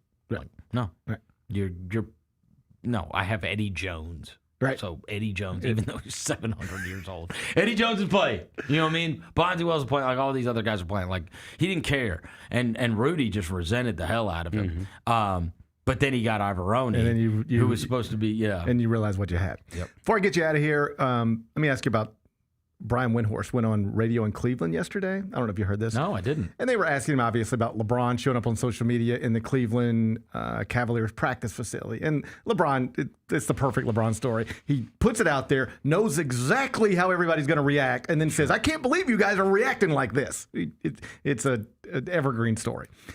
So Windhorst goes on radio yesterday and he says, listen, LeBron knows what he's doing. He's poking them, and the Lakers are also poking him. Like they're both being passive aggressive with each other. He opts in, but doesn't like the state of the franchise, but he opted in. And I didn't realize this, but Windhorst was like, he's opted into the contract. Go find the Lakers release on it. They haven't said a word about it. It's like they're ignoring it. Wow. They just Interesting. Well, you know, the other thing is Windhorst said, I think this was the 9th time that this situation has come up. And this is the first time ever he has opted in. Yeah. He has opted out of every contract for 8 straight times. Right. And he opted into this one. And so the prevailing thought is he could at some point just say, hey, I want to get out of here. Because he has no leverage anymore. Particularly with Bronny being on that roster. No, he has no. I'm saying, but like, because they got Luka. They're not. We ain't building around you. The emphasis was up until the Luka thing became available. The emphasis was maximize on some level. Yes, maximize the end of LeBron's career, and that is not the focus anymore. No, right. And he does. He's and the moves that are made are not made with LeBron James in mind. No, they're trying. It's not who fits with LeBron. They're trying to go get Jokic. So he's mad and frustrated. But there's really not much he can do about it because he has put his son on this roster. You really want to? You've been talking for years about how much you want to play with your son. Now you're going to raise your hand and say, "Get me out of here," unless they package the son with them. I can't get out of my head. Roser sent me a trade about 2 weeks ago, and I was like, "Oh my God!" I can't get it out of my head. So, and especially with the whole bogus Nico, people are starting to see the vision or whatever. But it was Clay, PJ, Gafford, first-round picks for LeBron and Bronny. And Luka gets all his friends back. And Luka gets his friends back. And guess what? Klay Thompson signed up to play there instead of L.A. with LeBron. And Clay his father was a star. His dad's a part of the organization now. Yeah, he's on the broadcast or whatever. And I was like, oh my God, it's two right. And the other two are perfect with Luka, right? And then LeBron gets to go back with Kyrie and Anthony Davis, right? And his buddy's there, and I was like, jeez. I guess I could see it. I could see it. My guess is he just stays frustrated in LA and ends it after this season. He'll play one more year. Well, the other thing is, JJ Redick loves Luka. Like that's his guy, right? You know, what I mean? Like it's all like it's just like his everything that was built completely around him. For the first time in his life, he's not the centerpiece. LeBron's organization. You're not. It ain't LeBron's for the first time organization in his anymore, bro. Like for the first time in his life. Yeah. It's not about you anymore. That's right. Yeah. And he can't take it. He can't take it. He can't take it. Move over, Donovan Mitchell. So I got to go back to where I'm loved. Where can I be the best guy? Yeah. I mean, I bet he ends up in Dallas or Cleveland somehow. Yeah. But I thought that was the most interesting thing that Windhorst, he ain't pulling no punches. Not anymore. More. Once LeBron tries to little boy LeBron him, was sorry. I thought that was bullshit. He's been covering him since he's a fetus, and he's always been on LeBron, on LeBron's good side. He has been. I would say he's written books about it. He's been LeBron's greatest supporter, and to have him treat him like that publicly. I thought lame. That's so weak, bro. I thought it was weak. And I mean, if he again, I have a different relationship, but if Tony Allen came out and been like, Chris Vernon walked around and acted like we're friends, I'd be like, what? Right. What? Right. Hell no, man. That's crazy. If I have a relationship with somebody that I think is a real relationship and they ever said something like that publicly, we do not have a relationship anymore. That's terrible. Right. It's just all right, I hear you. So Windhorst don't care no more. And I think good for him. And I defend him all the time. Not all the time. It sounds like I'm constantly having to defend Brian Windhorst, but his story gets labeled as, well, he was LeBron's guy, and that's how he became Brian Windhorst. And that is clearly the launch of it. But you can't be here 20 years later on TV every day on ESPN if you ain't got some stuff to you. He ain't just LeBron's. They ain't put him on. Brian Windhorst is great on air. He's great on pods. He's great on TV. He's great. That is not easy to do. No. You see when they put. I mean, look, I like my guy Shams. He's horrible on TV. It's a mess. Woj was a mess. There just weren't TV guys. Windhorst is very hard to do. It is hard to do to be. You know how long it took you. Yes. How long it took me. I mean, it's not easy. You have to get to a point where you don't even see these cameras. No, it's not easy. And not everybody gets to that point. No. Not everybody gets to that point. Right. But Windhorst is very comfortable on TV. He's good. He's a good television person. Well, and the other thing is they make the Shams and the Wojs and the Zachs and Zach Lowe and all the. They made all those guys go on TV, right? But Windhorst has become good on TV. He's become good at it. He can be in the studio. That's absolutely. He's good. He's good. So I just thought that was interesting. Yeah, LeBron. Yeah, you're right. LeBron is frustrated with the Lakers, but the Lakers are also just tired of his shit too. Yeah. Evidence being, and this was the funny thing to me, he opted in, and they hadn't said a word about it. That's funny. They haven't even sent out the email that says LeBron James, all-time NBA scoring leader, has opted into a contract. You also have, and this hasn't been brought up that much, you also have the sale, bro. Yeah. And he loved Jeannie in them. That's right. So, and Jeannie was like, you know what I mean? Like, they did right by LeBron over and over again. But now that team's going to be run by different people. Mm-hmm. Mm-hmm. You know what I mean? You can't just go to the owner and say, vent out whatever you want. Oh, it's going to be the season of frustrated LeBron James. I hope so. I hope so. That's black boy. That's Chris Vernon. He'll be in studio in about an hour. Chris Vernon show. All right. We'll see. Enjoy Las Vegas. Don't stay up too late. Don't stay up too late. Don't worry. Don't stay up too late out there. Vegas is a different experience. I wouldn't know. You'll never know. I wouldn't know. You're never going to get to know. No. Vegas, like, you compare my Vegas in my 20s stories to Vegas in my 40 stories, it's like a totally different place. I swear to God, like the last 3 times I've been to Las Vegas, I don't think I've gambled at all. Not sat down at a blackjack table or a craps table or a roulette table, not once. I don't find it enjoyable. I mean, I'm happy to sit down with a group of people and like, if you want to play card, we'll play card. Like, we'll sit here and order drinks and, have fun at the blackjack table, like if that's what y'all want to do. But the last few times I've been out there, it's just been like me and my wife and our children or whatever. And I'm just like, I don't have any interest in just sitting here at a blackjack table with a bunch of strangers playing cards. I'd rather just go do something else. Let's go to a show. Let's go to the pool. Let's go do anything other than just sit here. I don't know what happened to me. I mean, Vegas changed. I think I changed. Did you? I think do so. people still go out to Vegas and lose everything? I'm sure they do. Oh, sure. Yeah. I mean, people go to Tunica and lose everything. Well, you're going there for a specific reason. Why? To gamble. Yeah. People aren't going to Vegas anymore to specifically gamble. I try to tell people this all the time. Yes, when you do word association, if you say Las Vegas, you might think casinos, gambling, whatever. You can have the best 3-day trip you've ever had without gambling a penny. In fact, that's what I would recommend. Vegas, they got all the beautiful casinos. You know what they also have? If you're young and you want to do stuff like the best clubs. Best clubs, restaurants. The best bars, the best restaurants. I mean, Michelin restaurants, 5-star restaurants, incredible. There's just always something to do other than sit there and mess around with your mortgage payment. I'd love to go someday. I'd love to see what it's like someday. Oh, Bennett. It sounds so much fun. Yeah. I'll send you some YouTube videos. You can look at it, Thanks. I'll send you some YouTube videos. That'd be cool. Yeah. That'd be cool. Las Vegas Summer League getting underway. Grizzlies will debut out there. 3 o'clock on Friday, 2:45 pregame show.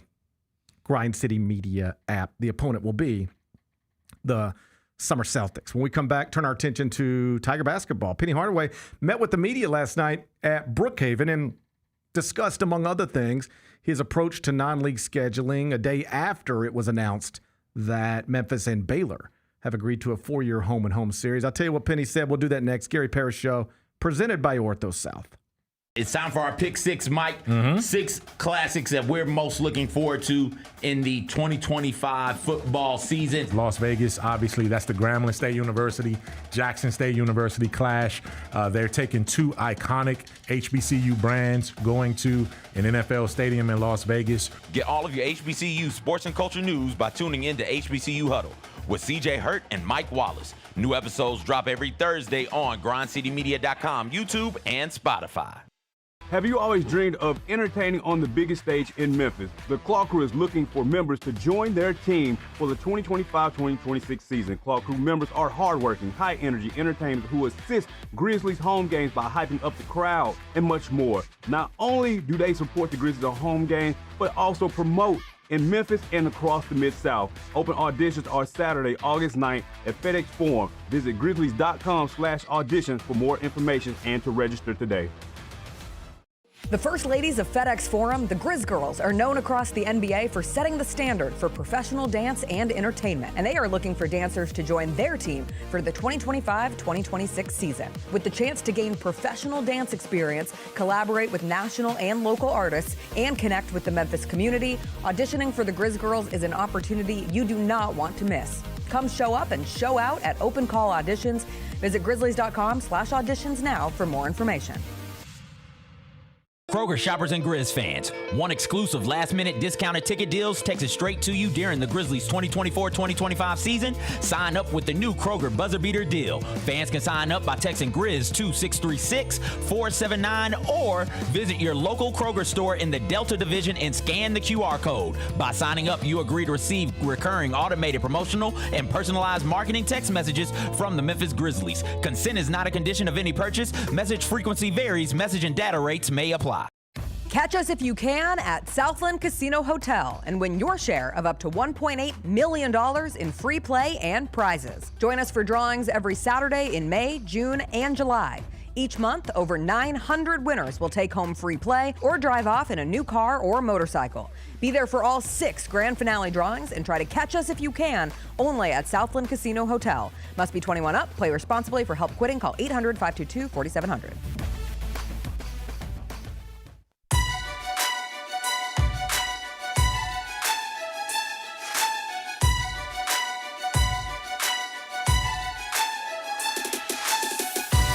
Orthopedic injuries can be unpredictable, unforeseen, and unscheduled, and Ortho South understands this better than anyone. Since your injuries don't make appointments, you don't need to either, and that's because Ortho South welcomes walk-ins during the weekdays, in the evenings, and even on Saturdays. So next time unforeseen injury makes an unscheduled appearance in your life, visit orthosouth.org to find your nearest urgent care location. Just walk in, and Ortho South will take care of everything, especially you. Learn more at orthosouth.org. That's orthosouth at orthosouth.org. Now I got 5 more things you need to know. Number 1. Penny Hardaway, head coach of the University of Memphis men's basketball program, met with the media last night, or at least spoke publicly last night at Brookhaven, and discussed, among other things, non-league scheduling, a day after it was announced that Memphis and Baylor have agreed to a 4-year home-and-home series. The Tigers also, earlier in this calendar year, agreed to a 4-year series with Louisville. Those are 2 big brands, 2 schools that have won national championships within the past 15 years. And when asked about non-league scheduling, Penny Hardaway said the following, quote, "I can actually say for the majority of teams, like Baylor and Louisville, there are teams that want to play. They see us as a team that need to play early to challenge their team, so that's a huge compliment. But then there's also people that are just not going to do it. They feel like maybe they're bigger than us, and they don't have to have that game," end quote. Is he discussing the Tennessee Vols and Rick Barnes right then? I believe so. Because Jemai Mashek's alma mater? I believe someone in the crowd yelled out Tennessee, and Penny was like, yeah, exactly. So, yes, that is what he's talking about. It just, at this point, like I'm on record, and I will forever believe this. Memphis and Tennessee should be playing basketball. Of course they should be. They should be playing basketball. Duke and Carolina should be playing basketball, and obviously they have to because they're in the same league. But Louisville and Kentucky should be playing basketball. They do. They haven't always, annually, but they do now, and they should. Those are 2 big brands in the same state, in different leagues. Let's get together every November, December, whenever you want to do it. These types of things should happen. And Memphis and Tennessee should be playing. Yeah. Not to mention, and we always talk, we talk about it from a Memphis perspective. There's a ton of Tennessee alum here. If that game's here, you're going to get a lot of fans of that team that want to come see their team play in downtown Memphis. Yeah. Yes. There's a lot of Tennessee fans and alums who live here. Yeah. Tennessee fans can say they don't care about Memphis, but they let them beat you. They like to talk about it. Yeah. So, and Memphis fans obviously love the idea of beating Tennessee in anything. Basketball, I mean, people have the commercial appeal football story hung up, framed in their offices tearing down the goalposts. To this day. It's a game that should be played. That said, if I were Penny Hardaway now, you know what I would do? Just leave it alone. I wouldn't talk about it again until Rick Barnes is no longer the coach. Yeah. Because every time you bring it up or somebody else brings it up and you address it, it's almost like Rick's getting one over on you. Like you're publicly once again making it clear how badly you want this thing, and he's in control of it. Like it's up to him, and he can just forever say, "No, I know you want that." No. You ever like wanted somebody to do something or needed somebody to do something, and you keep asking them, and the only way it can ever happen is if they agree to it, and they just won't. That's incredibly frustrating. And at some point, I think you got to stop asking or even discussing it, because it ain't happening. It doesn't appear. Rick seems to be interested in it in no way whatsoever, given the way that series unfolded, given the way that series concluded with the COVID pop and contact tracing and a game in Nashville having to be canceled not too long before tip-off. He didn't think that was the way Memphis was running its program at that time, in that moment, was the proper way to run it. Didn't like that a game had to be canceled because of contact tracing, when all you had to do to avoid contact tracing is make sure your whole team is vaccinated. And I know vaccines, at least that vaccine, has become a big talking point in the subsequent years. But like in that year, we were living in that time, and it was just understood that's what you do. And most basketball coaches were emphasizing it. And for whatever reason, it didn't happen at the University of Memphis. And then that game got canceled. And I can just tell you plainly, Rick thought that was amateur hour. And he was frustrated by it. And then when you combine it with the things Penny publicly said about him, it's just like, all right. Now you're going to ask me for a favor? You canceled a game on us, or at least your team was the reason the game got canceled on us. You're saying things about me publicly that I never had any other coach say about me publicly, and now you're asking me for a game? Nah. Like, it's just you. I don't see him turning around on that. So the good news, if you're a Memphis fan and you want to see Memphis and Tennessee play, is that Rick Barnes is, he's older. He ain't gonna be coaching forever.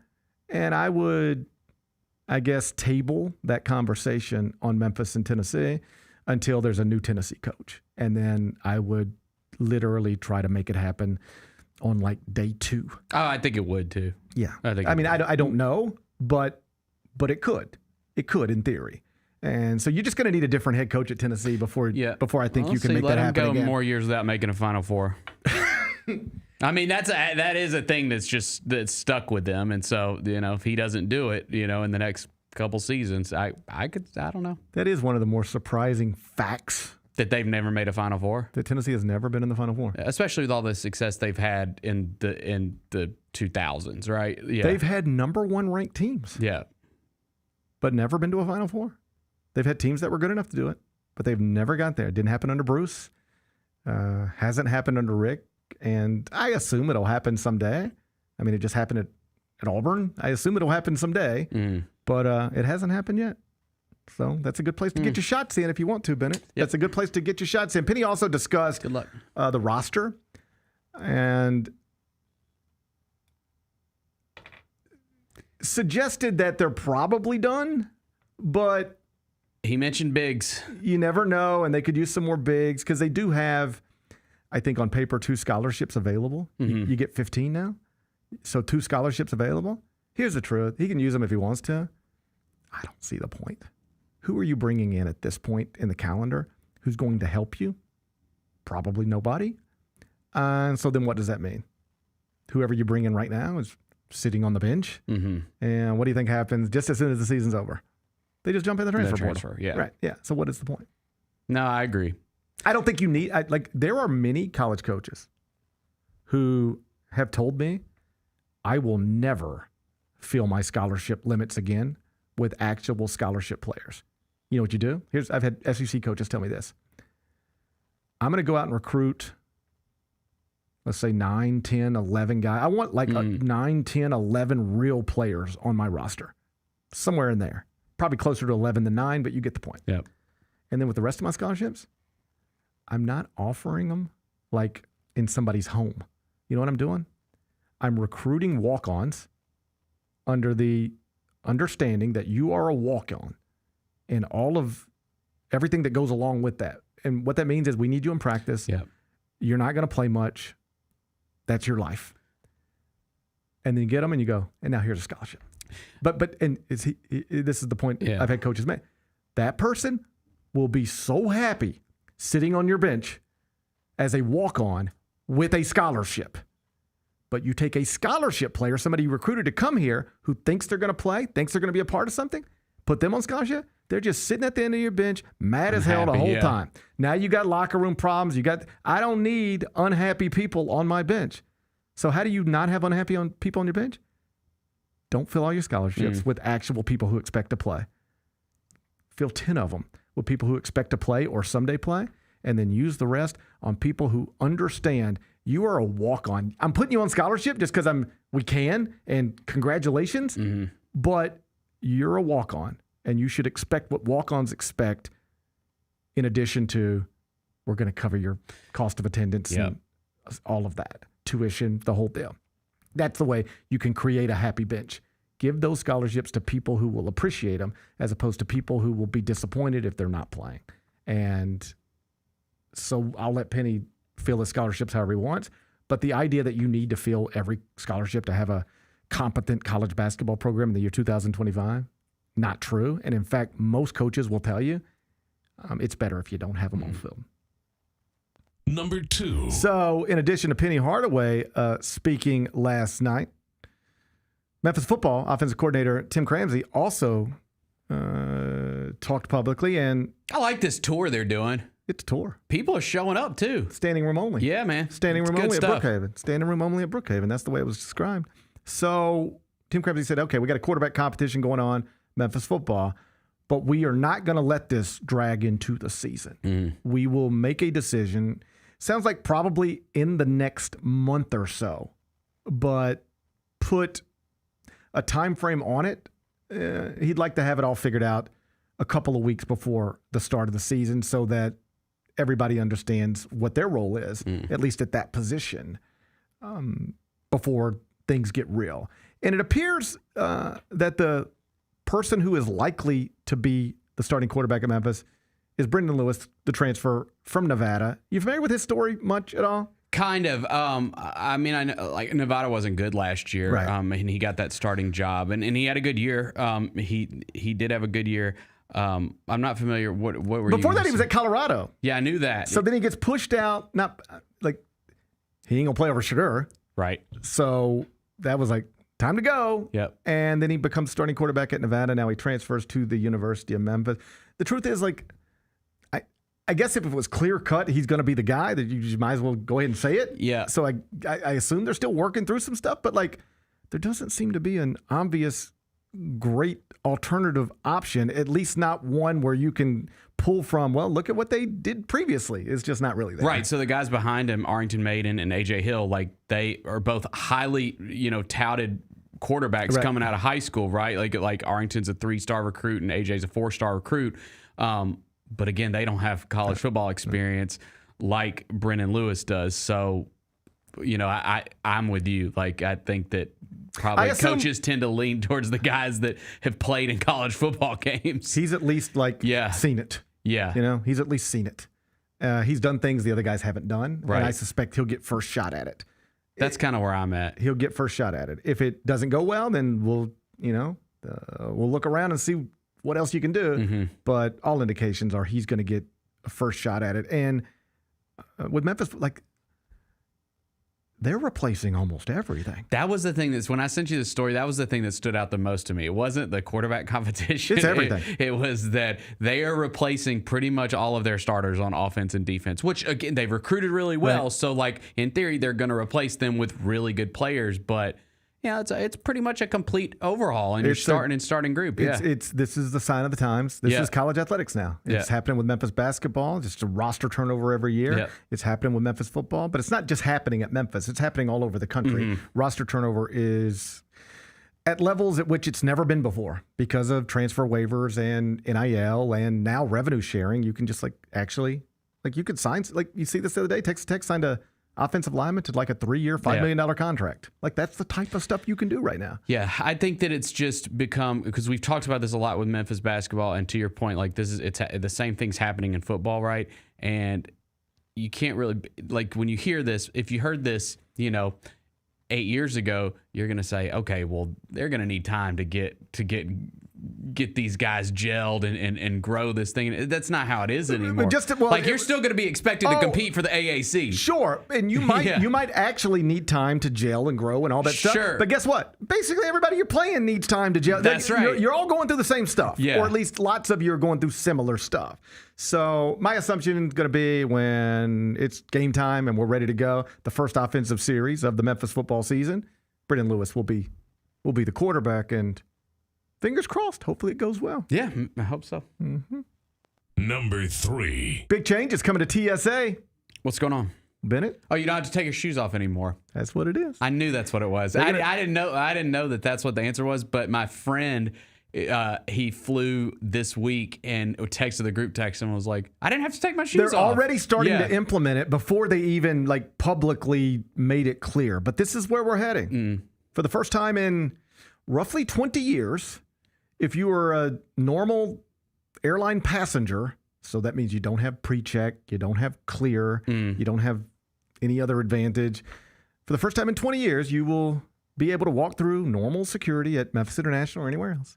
And they will not ask you to take your shoes off and put them in a tray. Good. Do you know why we started doing this? Because of the shoe bombs, right? That fella. It was just shoe bomb, yeah. Well, you use plural, use singular. It was one guy. Right. He had the shoe bomb. With one bomb. Yeah.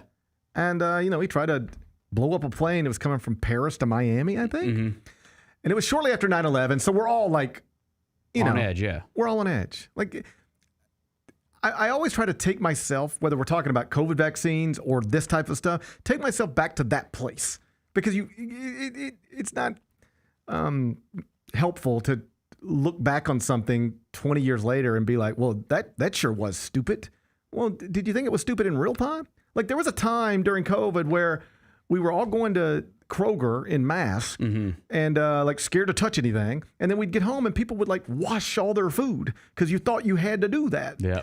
With the benefit of hindsight, seems stupid, yes. right? And a big waste of time, agree. Yes. right? But in that moment, we were just all doing what we were told to do, all right? Maybe we're sheep, all right? Sure. But we were just... fine. I was just... Call me a sheep if you want to. I was just listening to medical experts. I look back on it and think that was stupid, but in the real time, everyone was kind of scared. Yeah. In the real time, people were scared. Yeah. And people were dying and people were getting sick. Yeah. And I was just, I didn't pretend that as a podcast host, I knew more about COVID than health officials. So I was just, I figured they knew more than me. So if they told me to wash my food, I guess I'd wash my food. Although, if I'm being honest, I never did that. I did not ever do that. No. I think at some point I was like, you know what? Just I'd rather die. I'd rather die than wash this food. All right? Every once in a while at the house, I get into a conversation, and my wife will say things like, well, you can't just put that plate in the dishwasher. You have to wash it, and then put it in the dishwasher. And I'm like, well, no, I'm not doing that. What is the point of having a dishwasher if I got to wash it? I'm just going to put it in there, and we'll do our best. And if I have to run another cycle, I'll run another cycle. Yeah. But I'm not washing my dishes before I put them in a dishwasher, just on principle. I'm not going to do it. Well, then you're going to have crusty dishes don't coming care. out of the dishwasher. I don't care, all right? I'll grab a paper plate. I don't care, all right? But I'm not washing my dishes before I put them in a dishwasher. Okay. That's the line I'm going to draw. Okay. Similarly, I was never washing my food during COVID. No. I was just like, I'd rather die than sit here for an hour and wash food. I'd rather just take me, Lord. Take me wherever you're taking me. Yeah. All right? Yeah. I'd rather die than wash my food. All right.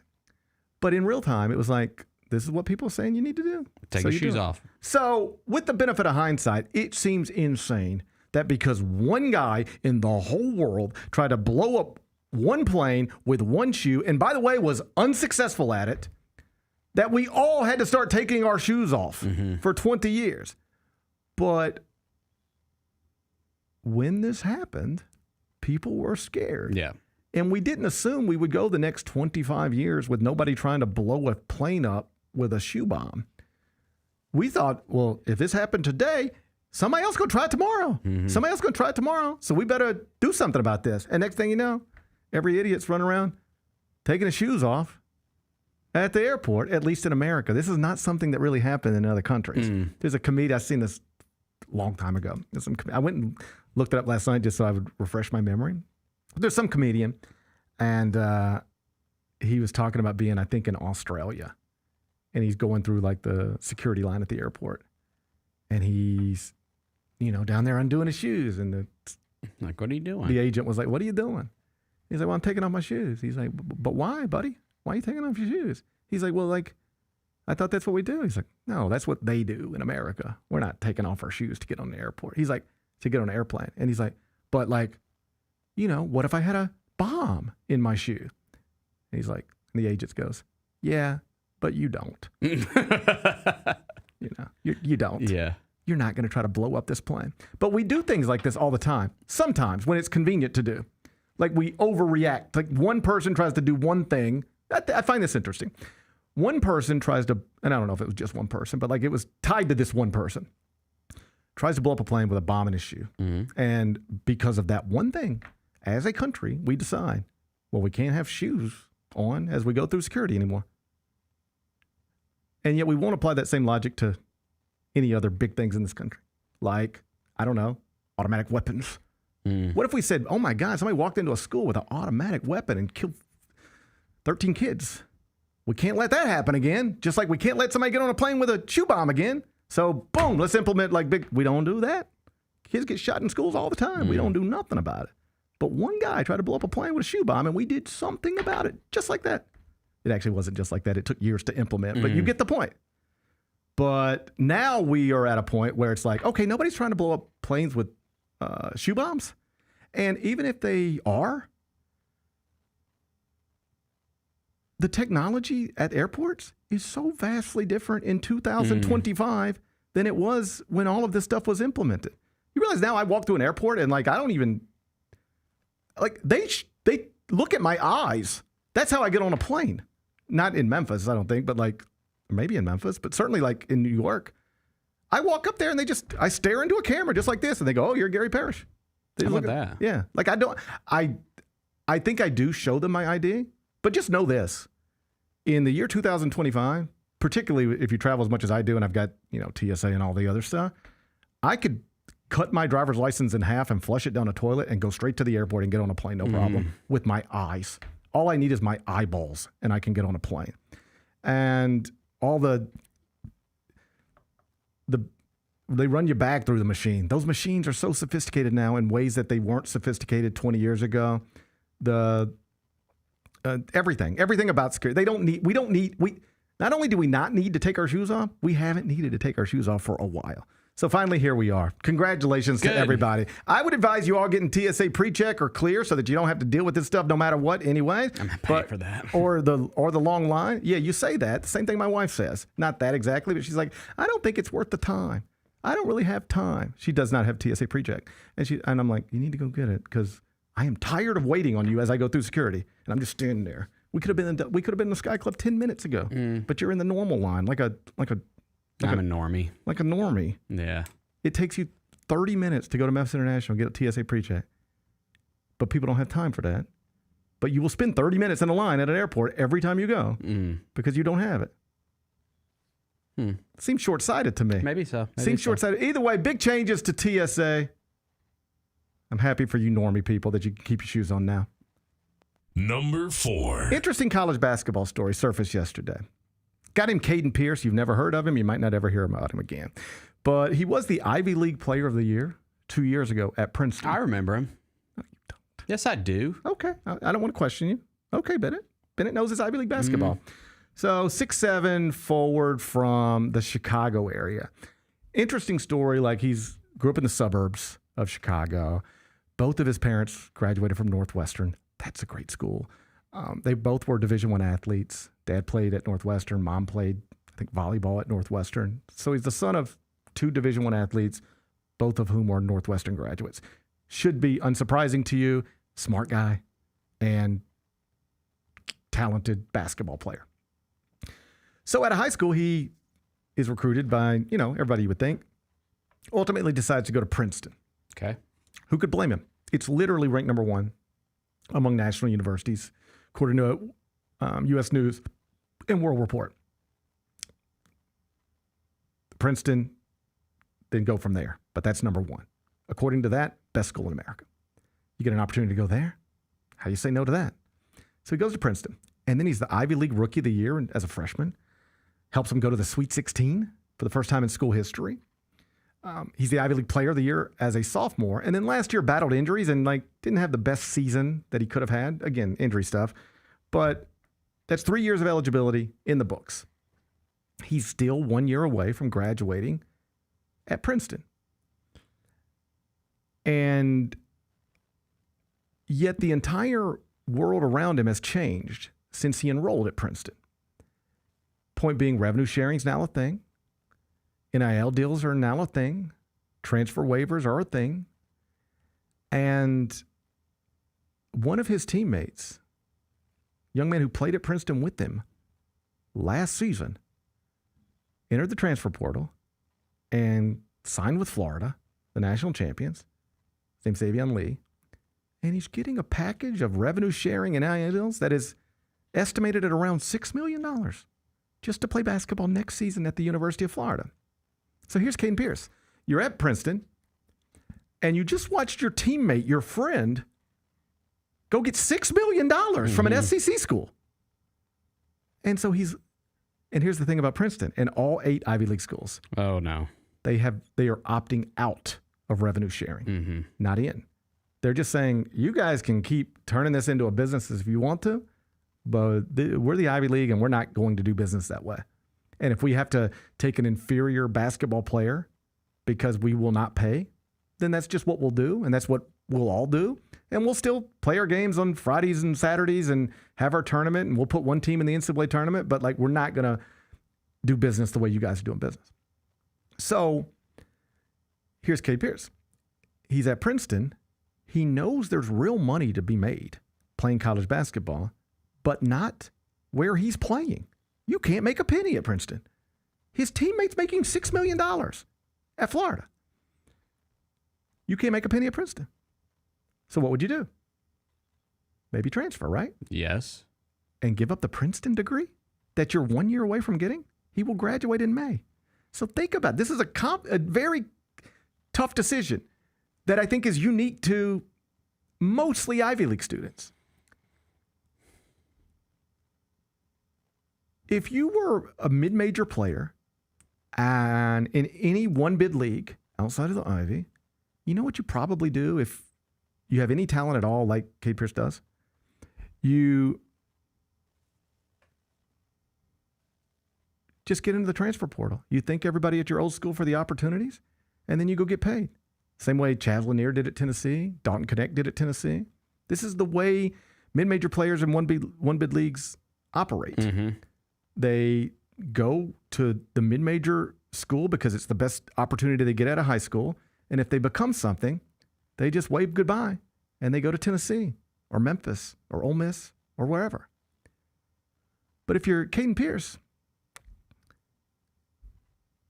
you would be walking away not from, I'm hesitant to even say schools because I don't want it to get twisted into you were crapping on a school, but let's just say you were at East Tennessee State. Well, it's one thing to leave East Tennessee State. You're giving up an East Tennessee State degree, which I'm sure is awesome, but it's not a Princeton degree. So you would just do that. You wouldn't even think twice about it. But here's a young man who's in a situation, if you want to make the money that is available for you to make, you've got to leave Princeton. And if you leave Princeton, you've just done 3 years of work at Princeton, and now you're going to transfer, let's just say, to Florida. And you're going to get a degree from Florida instead of Princeton? Tough. Counterpoint? Yeah, but I can make $6 million at Florida. Don't I need to go get the $6 million? Counterpoint to that, you might make $50 million with a degree from Princeton. Don't be short-sighted. So what do? Here's the way he's decided to thread this needle. You know what he's going to do? He's going to redshirt next season. He is completely healthy.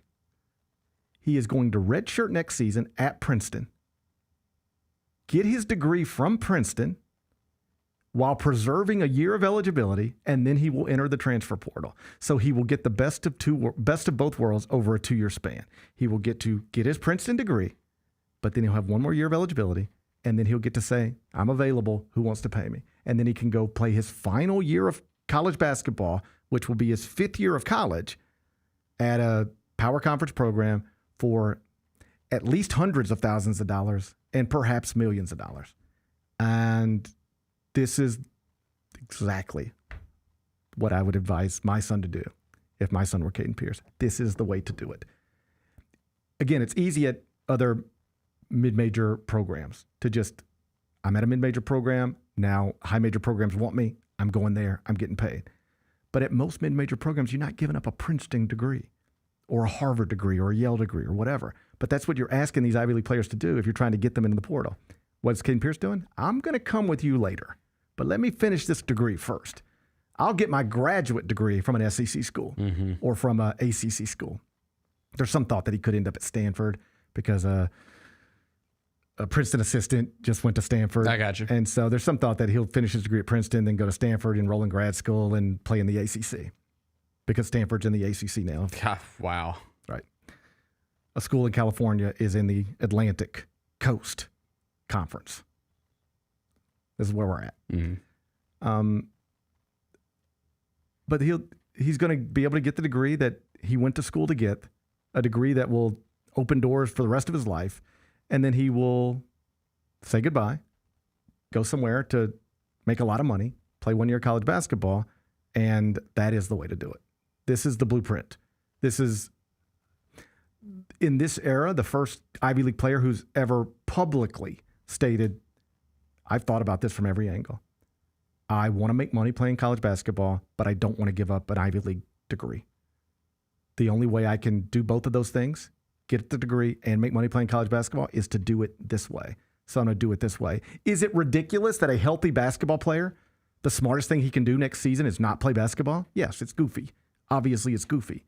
But Kaden Pierce did not create this system. He's just operating within it to the best of his ability. And he and his parents and whoever else were involved in this decision really thought it through, and I think have come to a sound conclusion. I feel sick for Mitch Henderson, the coach at Princeton, and anybody who cares about Ivy League basketball, because other people will follow in Kaden Pierce's footsteps. But this is the system that they are walking into. They didn't create it. They're just looking around and going, okay, what's the best thing for me to do within the system that you guys have created? And graduating from Princeton and then bounce into a power conference school for a lot of money, that's probably the smartest thing you could do. Number 5. Interesting game last night, late night, Phillies and Giants. Did you see this? I did. Okay, so Phillies and Giants playing late night last night. I believe it's a 3-1 game. Giants have 2 men on, and their catcher comes to the plate. And what you're about to watch is not something you see every day in baseball. Specifically, it's an inside the park walk-off homer. Kyra, if you got it, let's watch it.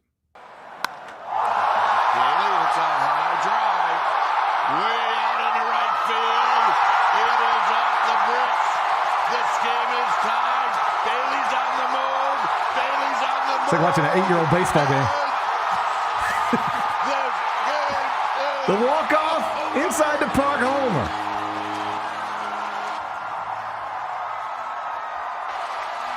Pretty cool.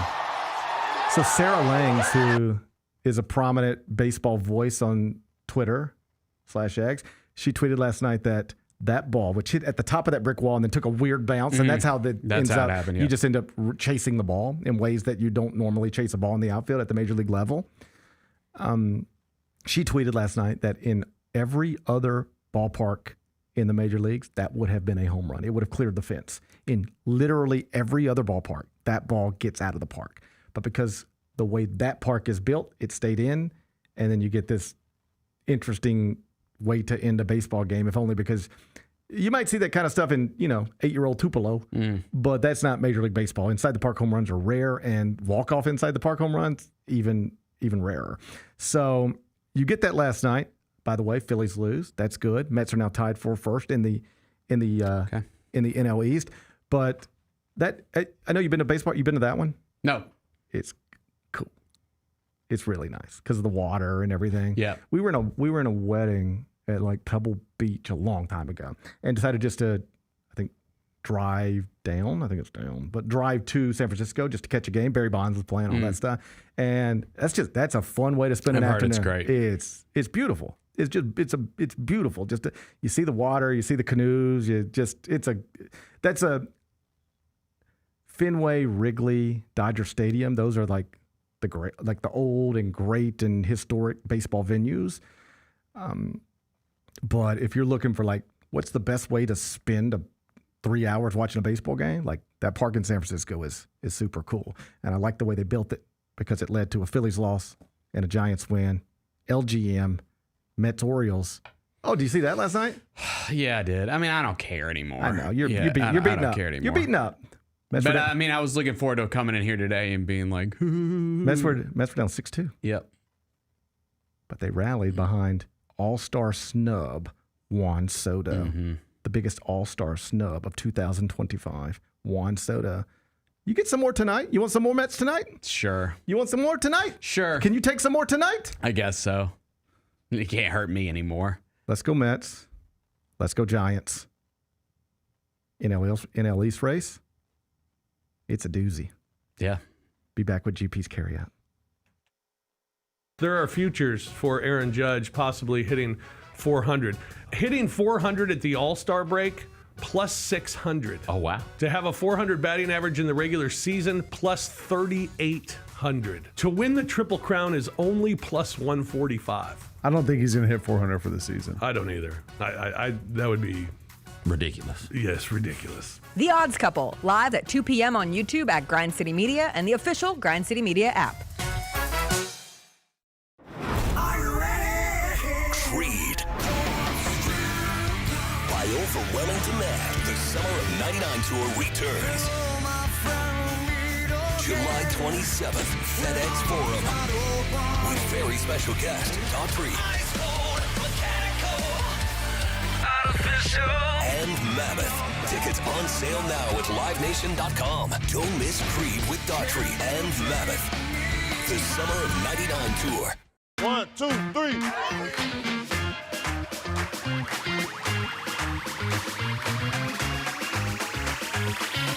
Ready, go.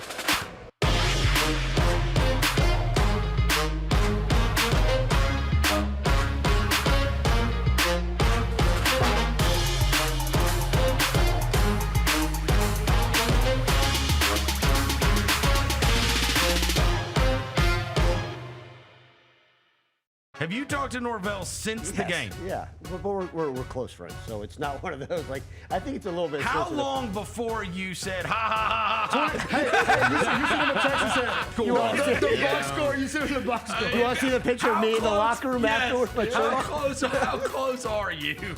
Because it would have taken me literally 30 seconds.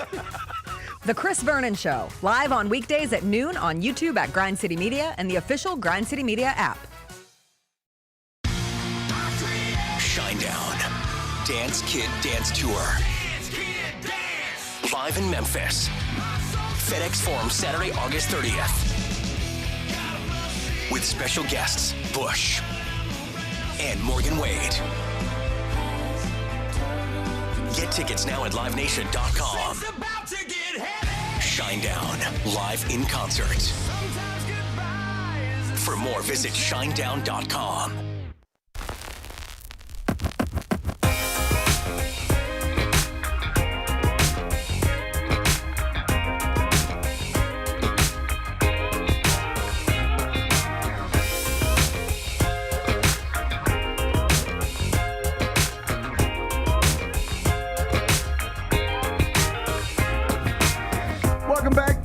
Parrish Show presented by Ortho South. We're inside the Built Ford Tough studio. Let's wrap this up with GP's Carryout. It's time for GP's Carryout. One final segment filled with stuff to take with you. It's not everything you need to know, but it's most of it. What did we learn today? A whole bunch of stuff. Can I hit you with some breaking news? What's going on? It's positive breaking news. Congratulations to Cam Jones, the Memphis native, who, of course, spent his college career at Marquette, and then was the 38th pick in the 2025 NBA draft by the Indiana Pacers. He has agreed to a 4-year contract worth $8.7 million. Very good. Awesome. Love it. Love it. Love it. Cam Jones, I said this before, a lot of incredible basketball players have come from this area over the years. And he had one of the best college careers of any of them. He didn't do it at Memphis inside FedEx Forum or the Pyramid or the Coliseum. So I don't know if Memphians attached to it in any real way or will remember it fondly. But if you were talking about the best Memphis area basketball players who had the best college careers, his career at Marquette is going to rank pretty high on that list. And now he's got a 4-year guaranteed deal worth $8.7 million. He's a member of the Eastern Conference champion Indiana Pacers, and he's going to have a real chance to play. No question. I mean, you got a big void to fill there this season. You know, he's not going to right. They're not just going to say, okay, you're our new Tyrese Halliburton. Right. No, but how about this? In most situations, a rookie is not going to be able to play meaningful minutes, or at least won't be expected to play meaningful minutes for a team that just won the Eastern Conference or the Western Conference. That is not normally how these things go. But because of circumstances, that could be and probably should be his reality. I think they're expecting him to play a role, some role, with the Pacers next season in the absence of Tyrese Halliburton. So not only is it great to be picked in the top 40 of a draft, but he got selected in a pretty good spot. He's going to an ideal situation, and he'll have an opportunity to carve out a role there. 4 years, $8.7 million. Congratulations to Cam Jones. What's today's biggest game? Let's go to Camden Yards. You want to? I want to. I know I want to. What happened last night in the W? The Aces won, but A'ja Wilson went down. Did you see that? You covered. I know what you're doing. You want me to update your record. I know what you're doing. This is one of those where you act like you don't know something, so then I have to tell you and say congratulations to you. You got another one right. The Aces covered. You won. So your record now 229, 214, and 4. You're plus 2.6 units. You're doing well. You're doing really well. You're doing really well. I'm taking you to Camden Yards. No, I think you had that wrong. What? I took the Liberty, didn't I? I thought you laid points. But wasn't it? What was it? Bennett, you took the Liberty, I want to say the night before. No, you took, let me figure this out. You took the Mercury the night before. You thought they were going to run away. And we got that. You got that. And I think it was like. Okay, hold up. It was Liberty minus 4.5. That's what I mean. You laid the points. Yeah. So I got it all wrong. This is exactly why. This is exactly what people mean when they say, shut up, you don't know anything about the WNBA. This is what they mean. That's it, yep. This is exactly what they mean. I know. Correction. The Liberty won. A'ja Wilson went down. You covered because you were laying the 4.5. Let's go. You're doing well, Bennett. Let's go. But now I'm taking you to Camden Yards. It's a 6 o'clock first pitch. All right. Mets-Orioles. And you're going to be able to watch it on ESPN. So this is available for everybody. Okay. All right? You don't just have to be operating on SNY to watch Mets-Orioles tonight. You can watch it on ESPN, the worldwide leader. All right? Mets minus 160. Orioles plus 140. It's David Peterson on the mound for the amazing Mets. And on the bump for the Orioles, it's Tomoyuki Sagano. Your little Yuki. It's like your own little Yuki in Baltimore. It is. You know, that's actually a sign. Sign of what? That you're going to get sent to the Bulls Summer League team? It's a sign of what? No, just the connection there. You know, just that connection. This Yuki's 6'1". So incredibly. And he's been okay. Incredibly, this Yuki, as a baseball player, is taller than our former Yuki as a basketball player. What do you make of that? I make of it that I'm going Orioles. Yeah. Because... Did Juan Soto die or something? Dude, here's the thing about the Orioles. Did Juan Soto die? Did Francisco Lindor die? Is Pete Alonso dead? So they started the season so bad, and then they fired Brandon Hyde, the manager. They haven't been that bad since they fired him. They've actually been kind of like a 500 baseball team, maybe a little bit better than that since they fired him. So... I don't think they're losing 2 in a row at Camden Yards. I think this is a W for your Baltimore Orioles tonight. I ain't got a lot to care about this season, buddy. But tonight, on national television, I'm in. Death by Juan Soto. That's what you get tonight. It's Death by Juan Soto. 6 o'clock first pitch. Bennett's on the wrong side of everything. What are we watching on TV? How about this? Before we watch Mets Orioles on ESPN, at 6 o'clock, at 5 o'clock, we turn on SportsCenter because our friend Michael Leaves is hosting SportsCenter from Louisville, Kentucky, his home state. Oh, how about that? Remember we talked about this? Yeah, they're doing their 50 tour. states in 50 days, and today they are in Kentucky. And Michael Leaves gets to go back home to his home state of Kentucky and host SportsCenter. I know he downplayed it the other day when I was talking to him about it, but like, it's a cool thing. It's a cool thing. Like, imagine if it were my dream to host SportsCenter someday. I was able to, I made it. I did it. I got there. And then they're like, hey, you want to take SportsCenter back to Memphis, back to your hometown? That'd be an awesome thing. That would be. So I was trying to, and he was like, but like, he's got to be proud to be. I know he is. You got to be proud. You know he is. You know, you're walking back to your home state, people are just going to tell you how proud they are of you and how much they enjoy watching you and how they remember when you were just this and just that, and now look at you hosting SportsCenter. This is just like, I'm not too jaded to like be able to appreciate stuff like that. And if Michael can't properly appreciate it publicly, I'm going to appreciate it for him. So I'm happy for him that he's going to get to do this tonight. 5 o'clock on ESPN, SportsCenter, live from Louisville, Kentucky. What's the best thing we've read? Well, I don't know if it's the best, but I wrote it, and it's on that Kaden Pierce character that I talked about from Princeton, who's going to redshirt next season. So I banged that out early this morning, got up about, 5 o'clock, and so I was a little blurry-eyed. We'll see how it goes. I probably need to give it another read here in a second. But if you don't think you got everything out of me talking about it probably more than I should have, longer than I should have, well, there's a column up. You can find it, cbssports.com. What's on tap for tomorrow? Well, tomorrow's Thursday. That means Mike Wallace is going to join me. And he's on his way to I believe he's on his way to Vegas, yeah. So, like on his way to Vegas right now?